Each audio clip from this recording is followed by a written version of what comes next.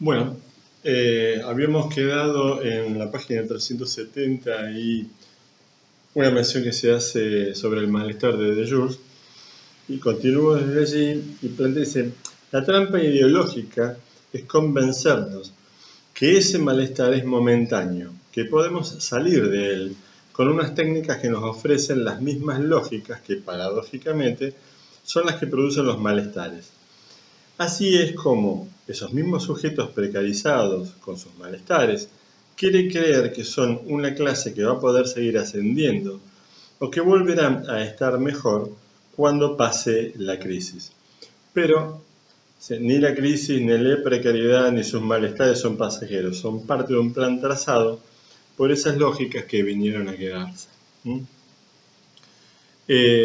A ver, aquí me detengo un momento, hago un aporte por mi lado, ¿no? Que tiene que ver con el texto, ¿no? Dice, estas lógicas que vinieron a quedarse. Antes, ¿se acuerdan?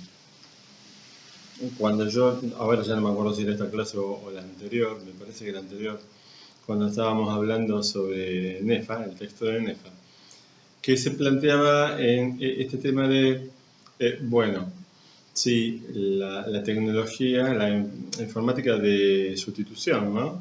Es decir, cómo el aporte de tecnología lo que permite es sustitución de puestos de trabajo. Y yo planteaba que, bueno, que por otro lado algunos dicen que no, en realidad que van a generar nuevos puestos de trabajo, y hice el comentario en relación a que hay una parte que al no tener acceso a la educación suficiente queda por fuera de la posibilidad de acceso a ingresos con uso de una tecnología intensiva. Bien, si uno recupera esta cuestión, es claro que el sistema está interesado, o al sistema le interesa, fíjense en que estamos hablando bien en términos de un fetiche, ¿no? Porque es como si el sistema tuviera tentaculitos y tuviera una conciencia de sí. Pero lo que queda claro es que lo que importa son el aumento de los niveles de producción y eficiencia en función de una mayor rentabilidad. No hay una preocupación concreta por atender, ¿sí?, a los seres humanos que van perdiendo, ¿sí?, que salen perdidosos y que van quedando por fuera de ese sistema. Claro está, uno podría decir, dentro de cierta lógica gubernamental del neoliberal se establecen determinados planes de acción, cuestiones de contención, para que de alguna manera la población que queda por fuera no se rebele, etcétera, ¿no? Pero lo importante es esto, que todos somos conscientes que de alguna u otra manera somos pasibles de quedarnos desempleados, de no tener suerte, de no tener éxito, de no poder desarrollarnos, y por tanto la forma de respuesta al interior del mismo sistema es usar las reglas mismas que el sistema usa para expulsarnos del sistema de trabajo. Entonces, esta lógica, que claramente es una lógica muy perversa, por eso produce algo que estaba mencionado en el texto anterior, esta cierta apatía en algún momento, de que se puede trabajar muchísimo, pero a lo sumo lo que se logra es conservar eso que se tiene y no el desarrollo pleno. Claro está, ustedes podrán decir, bueno, pero hay gente que realmente tiene éxito. Sí, claro, sí, bueno, algunos tienen éxito y se desarrollan, pero el punto es la mirada social de esta cuestión. No tiene que ver con que nadie logre determinado tipo de ascenso social. Y que aunque lo logre, la cuestión es que no hay una llegada. Cuando uno dice, bueno, esa persona es exitosa, pero acá, dentro del modelo de éxito que estamos hablando, no es que de pronto pueda haber el éxito a lo largo de que una vez alcanzado ahí puedo descansar. No, para ser exitoso hay que seguir siéndolo. Por tanto, implica un movimiento permanente. Si el éxito es un movimiento permanente, quiere decir que el éxito es un imposible. ¿Sí? Bien, si sigo, ¿sí? Aquí, bueno, en línea a este ejemplo, a estas palabras que yo estaba llevando un poco por fuera del texto, se plantea, ¿no? En la página siguiente, en la 371, dice: en el mejor de los casos, el precarizado con sus malestares subjetivos aspira a no empeorar la situación. Tiene miedo de perder lo poco que le queda. Así que mejor no lucha. Y este es el tema central. Esto es sumamente importante. ¿Por qué? Porque cuando empezamos el texto, la fábrica de la infelicidad de Berardi, este planteo de que habíamos retrocedido al siglo XIX desde el punto de vista de la disminución de las relaciones de poder, ¿sí? Por parte de los trabajadores. Y cómo durante el siglo XX se habían consumado toda una serie de progresos, ¿sí? Leyes, avances, desde el punto de vista de los derechos de los trabajadores. Esos derechos fueron conseguidos con luchas, luchas sangrientas por momentos, ¿sí? Luchas que no fueron sencillas, con mucha violencia en el medio, y miles y miles y miles de trabajadores, ¿sí? Muertos a lo largo de toda esa historia. El sistema, de alguna manera, lo que el autor está planteando aquí, es que está logrando un tipo de trabajador que vía esta desidentificación ideológica ya no lucha, ¿sí? Su único esfuerzo es no perder lo que tiene, pero no luchar contra ese sistema que lo ha puesto en esta posición.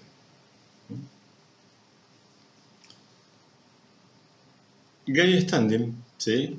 Sigo, en el 2013, dice el autor que se tuvo que inventar un neologismo para esa situación de precariado, porque la categoría de proletariado no daba cuenta de las condiciones actuales del mundo del trabajo. El concepto de proletario es el viejo concepto marxista. Piensen que el trabajador marxista es ese trabajador que tiene que llevar adelante la revolución del proletariado a los fines de llegar a la sociedad comunista, una sociedad en la cual no existe la propiedad privada y dentro de esa utopía, bueno, una sociedad en equilibrio. Bien, entonces, la categoría de proletario cae, ¿sí? Dice: el precariado para este economista es aquel que le han quitado los derechos laborales históricos del proletariado y su conciencia de clase. Porque este discurso que se instala paulatinamente, y esto es muy visible en los jóvenes, ¿no? En las generaciones más jóvenes, esto de ser el propio jefe, tener el emprendimiento personal, toda esta cuestión, ¿sí? En realidad es una salida vía los caminos individuales y donde el precariado no constituye una clase en sí, aunque es un tipo de una sociedad determinada. No teniendo historia a la que agarrarse, y por ello tampoco el sentimiento de pertenencia a un grupo que le dé fuerza para rebelarse. La cuestión es que seguimos pensando que la precariedad es igual a libertad.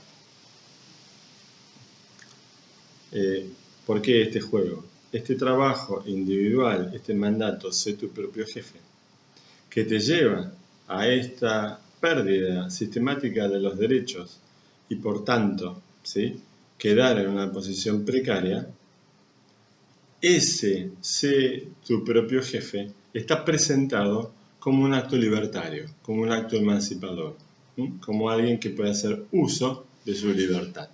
Entonces, se supone, o esta idea, este imaginario, de que estoy decidiendo, ¿sí?, mientras que en verdad no es que estoy decidiendo, son las nuevas reglas.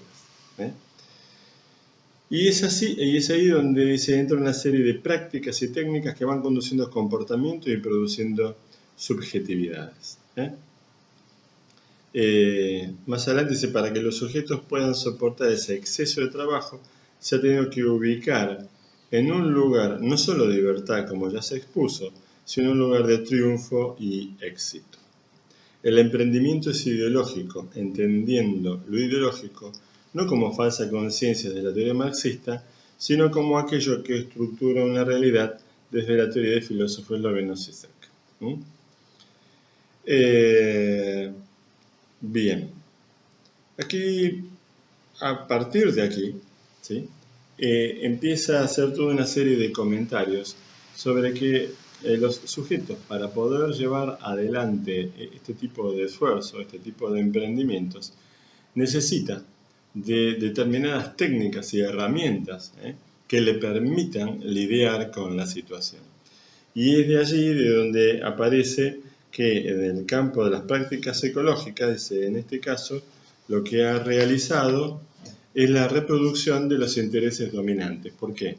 Ustedes me han escuchado hablar en un cierto sentido crítico, no, en un cierto sentido crítico, no, en un sentido crítico, de la psicología positiva. Un tipo de psicología profundamente herramental que descontextúa a los individuos, la noción de sujeto resbala en esas producciones teóricas, y donde se provee a los individuos de toda una serie de herramientas para que puedan por sí solos, ¿sí? Esta cuestión del sí mismo. Bien, en verdad, una psicología que pierde su capacidad crítica, ¿sí? Que descontextúa al individuo respecto del contexto social, del momento histórico, económico, político, en el cual se encuentra. Una psicología que brinde herramientas, ¿sí? A los fines de que de las personas, los individuos, puedan solucionar los problemas de sí mismos, es una psicología que termina, ¿sí? Fusionándose, articulándose, siendo funcional a los intereses, ¿sí? De los sectores de poder.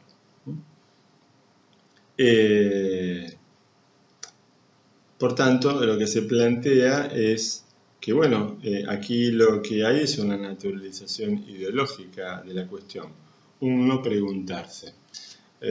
No sé si esto se los he comentado. El año pasado, no me acuerdo si el año pasado o el anteaño, una colega mexicana me comentaba cómo en algunas facultades de psicología en México ya directamente lo que está apareciendo son lo que se llama departamentos de la felicidad, ¿sí? Estudios, determinados tipos de estudios que en realidad de lo que se trata es de establecer cuáles son la serie de técnicas que se le pueden enseñar a los individuos para ser felices. Pero nuevamente, en esta cuestión de sacarlo de este contexto social. Es interesante, ¿no? Cuando uno si más o menos lee de vez en cuando algún artículo, escucha alguna noticia, bla, bla, bla, uno sabe que la sociedad mexicana, al igual, estoy mencionando México ahora, no son los únicos, Latinoamérica en general o el mundo en general, ¿no? Pero las sociedades están lejos, ¿no? De poder ser felices desde el punto de vista de los problemas sociales que se presentan. La cantidad de mujeres muertas, por ejemplo, en México, ¿sí? Es sumamente importante, ¿sí? Todo tiene que ver con tráfico, ¿sí? De mujeres, ¿sí? Etcétera, etcétera. Sin embargo, bueno, toda una serie de técnicas que se ponen allí en juego.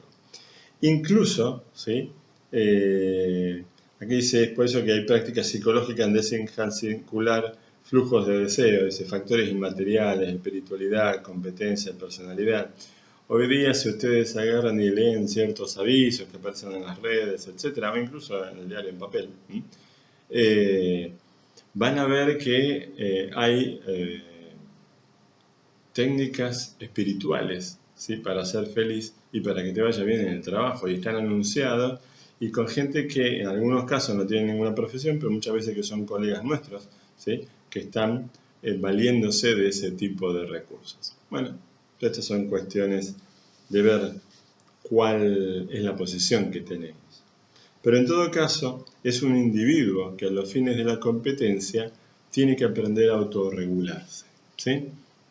Es él en el que, dentro del trabajo, tiene que aprender a autorregularse, poder ver cuáles son sus fortalezas y debilidades, y en un plan estrictamente personal, llevar adelante, ¿sí? Su propia mejora. Me detengo un momento y seguimos enseguida.